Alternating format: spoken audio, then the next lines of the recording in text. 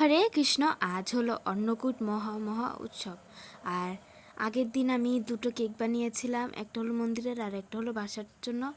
আর আমার মা বানিয়েছে এত এত প্রসাদ, যেমন তালের বড়া, ছানার সন্দেশ, ছানা দিয়ে একটা বড়া বানিয়েছে, পরে তিলের মুড়ের মোয়া, পরে অনেক অনেক মোয়া বানিয়েছে। আর পরে মন্দিরে চলে আসলাম, আসার পরে যা যা প্যাকেটিং করেছি সব হলো মন্দিরে দিয়েছি ভগবানকে ভোগ দেওয়ার জন্য। আর আমরা যাওয়ার পরে দেখি ভগবানের ভোগ শুধু রেডি করছে, মানে এই অন্নকূটের পাহাড় পর্বত সব এখন সাজাচ্ছে। তখন তাড়াতাড়ি প্রসাদ দিলাম। আর ওই যে আমার সেই কেক বানানোটা ওইখানে রেখেছে, আর চারপাশ দিয়ে সাজিয়ে গুছিয়ে রেখেছে। আর ভগবানের আজকের দর্শনটা এত সুন্দর ছিল আর এত ভালো লাগছিল।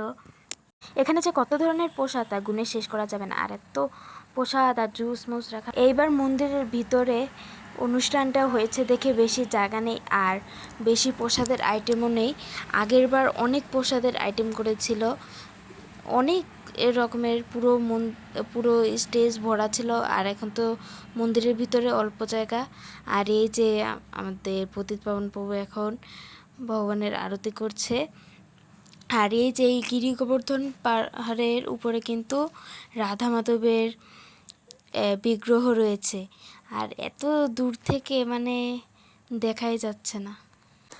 আর এখন ভগবানের দর্শন দিয়েছে, মানে দুপুরের ভোগ লাগানোর পরে ভগবানকে শয়ন দিয়েছিল, আর এখন ভগবানের দর্শন দিয়েছে। আর এই যে ভগবান জগন্নাথের দর্শন এত সুন্দর লাগছিল। লাল খয়েরি একটা ড্রেস পরিয়েছে, আর সুভদ্রা মহারানীর মাথায় গাছটা লেগেছে, আর ভগবানের জগন্নাথের রাজবেশ এত সুন্দর লাগছিল। আর আজকের দিনে এই কালারের জামাটা পরিয়েছে আর এত চকচক করছিল। আর জগন্নাথকে দেখে আরও মনটা ভরে গেল। আর এই পাশে হলো রাধা মাধব আর দামোদরকে এত সুন্দর করে বকফুল দিয়ে সাজানো হয়েছে যা আমার দেখে এত ভালো লেগেছে। আর আমরা সবার শেষে প্রদীপ দেখালাম ভগবানকে, দামোদরকে দেখালাম, জগন্নাথকে দেখালাম। দেখানোর পরে বাসায় চলে আসলাম।